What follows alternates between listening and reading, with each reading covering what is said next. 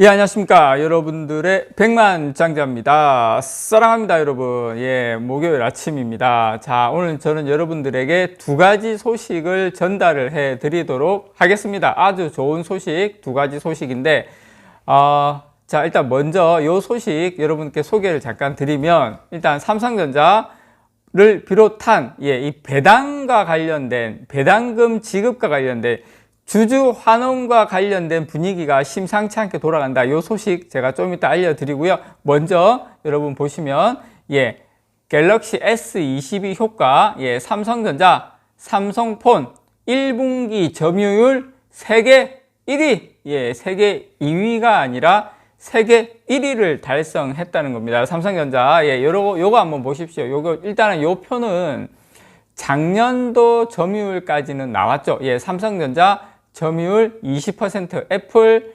2021년도에 점유율 17%, 샤오미가 12%에서 14%, 요 점유율이 작년 점유율 이렇게 나왔는데, 여러분, 삼성전자가 1분기 점유율이 몇 %인지 아십니까? 예, 1분기 점유율. 예, 1분기 세계 스마트폰 시장 점유율은 삼성전자가 24%로 1위를 달성했습니다. 보면 연평균은 20%인데 삼성전자가 올해 1분기는 24%로 1위를 달성했다. 갤럭시 S22, 그 다음에 갤럭시 A 시리즈의 인기에 힘입어서 세계 스마트폰 시장 점유율 1위를 지켰습니다. 물론 좀 1분기에 S 시리즈가 나오면서 좀 점유율이 올라간 건 있어요. 작년 2020년도 같은 경우에도 작년, 예, 2021년도에도 1분기에는 점유율이 22%였거든요. 예, 작년 1분기에 점유율 22%였는데, 거기에 비해서도 2%포인트 상승을 했다. 그렇다 치면, 연평균으로 가면 2021년도 20%였는데, 잘하면, 요거 숫자 뒤에 0에서 1로 혹시 바뀔 수 있지 않나, 이렇게 기대를 좀 해봅니다. 자,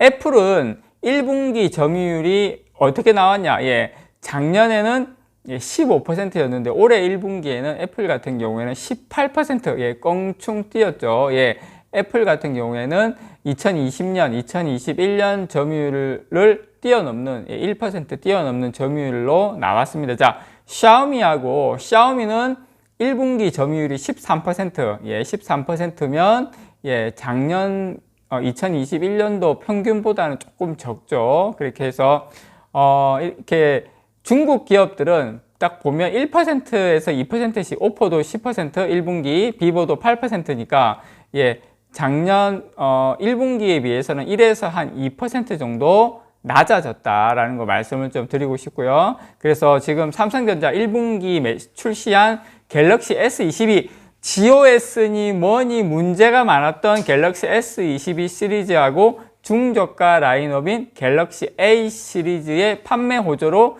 점유율을 끌어올린 것으로 분석이 됩니다. 애플 역시 아이폰 13 시리즈하고 아이폰 SE 신제품이 상당히 좋은 호응을 얻었다. 근데 이제 참고할 건 뭐냐면, 전 세계 스마트폰 출하량은 전년 동기 대비 한 11% 감소했습니다. 러시아, 우크라이나 침공, 중국 봉쇄 이런 것 때문에 시장 자체는, 출하량 자체는, 예, 좀 전년 동기보다 11% 감소했다라는 거 여러분께 말씀을 좀 드리고 싶습니다. 어쨌든 삼성전자, 우리가 그렇게 못 잡아먹어서, 예, 삼성전자가 꼭 내일 망할 것처럼 이야기하는 삼성전자가 점유율 1분기 1위를 달성했다. 예, 아시아 1위 아닙니다. 유럽 1위도 아닙니다. 전 세계 1위를 달성했습니다. 24%로 1위를 달성했습니다. 자, 그리고 요거 한번 보십시오. 한국경제에서 나온 건데, 주당 5만원 배당금 지급, 예, 실적 뛰자 통 크게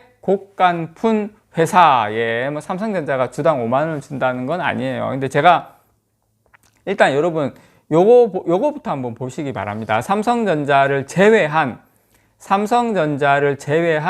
예, 코스피 상장사의 배당 총액입니다. 삼성전자 제외한 배당 총액인데 18조, 20조 갔다가 26조로 확 뛰었어요. 예, 26조로 확 뛰었는데, 보시면 우리나라의 지금 상장사들이 물론 이익이 나서 증가한 건 있어요. 기본적으로 그런 건 있지만 지금 우리나라의 유가증권 시장의 상장사 779개 중에 지난해에 현금 배당을 한 곳이 555곳이에요. 그래서 상당히 많은 지금 상장사들이 배당을 지급하고 있다.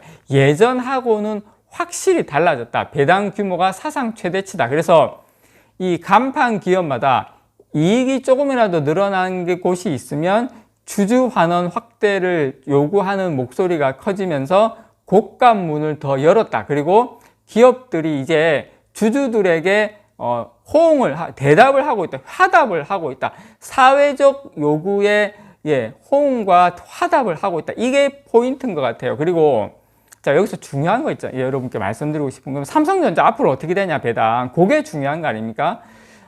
지금 주주환원 재고를 요구하는 사회적 목소리가 커진 것도 배당 규모를 끌어올린 요인으로 꼽히지만, 예를 들어서 한 기업을 제가 소개를 해 드릴게요. SK케미칼 같은 경우에 작년에 싱가포르 헤지펀드로부터 이 주주환원을 확대해 달라는 주주 서한을 받았어요. 그 이후에 배당 성향을 2020년도에는 한 10% 정도 줬는데 작년에는 35%로 크게 올렸거든요. 근데 이게 SK케미칼 같은 경우 10%에서 한 35%로 올렸는데 삼성전자급 되는 글로벌 회사들은 보면 거의 40에서 많게는 60%까지 배당 성향이 됩니다. 평균적으로 한 50% 가까이 됩니다. 뭐 애플부터 시작해서 많은 기업들이, 글로벌 많은 기업들이 뭐 배당을 주든 자사주 매입을 하든 여러 가지 주주 환원 정책을 하고 있습니다. 그래서 이 주주 환원 정책, 이 배당은 단기 순이익을 기준으로 배당금을 지급을 하게 됩니다. 그래서 올해 삼성전자가 65조, 영업이익 65조, 단기 순이익은 50조가 넘을 걸로 예상을 하고 있어요. 물론 삼성전자 주주 환원 정책, 주주 환원 정책 같은 경우에 투자할 거 다 하고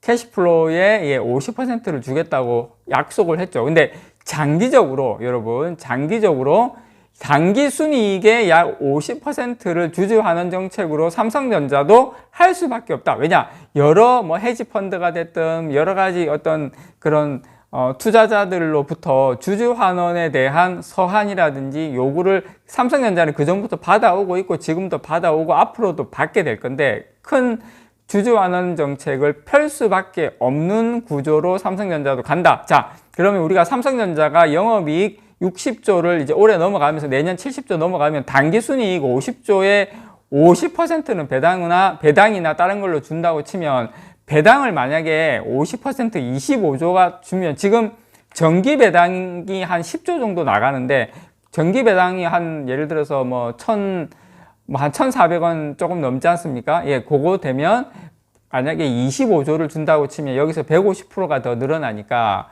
거의 한 3,000원은 넘어가게 됩니다. 삼성전자가 투자할 거 어느 정도 투자하고 나면 영업이익, 단기 순이익, 한 50조가 넘어가게 되면, 50조가 된다 하더라도 거기에 50%를 주주 환원 정책에 주면 최소한 3,500원에서 4,000원 정도의 배당금이 나온 거예요. 제가 이 말씀을 드리는 것은 장기 투자하시는 분들, 그런 분들을 위해서 제가 이렇게 말씀을 드리는 겁니다. 삼성전자 배당금 3,000원 시대가 저는 멀지 않았다라고 생각을 합니다. 만주 가지고 계시면 연봉까지는 안 되더라도 웬만한 먹고 사는데 상당한 보탬은 된다. 또 제가 너무 또 만주 이야기 하니까 좀 그런데, 어쨌든 모아갈 만한 가치는 충분히 있는 너무 멋진 회사다라는 거 다시 한번 말씀드립니다. 세계적 추세가 이렇게 가고 있습니다. 이상 여러분들의 백만장자였습니다. 사랑합니다, 여러분.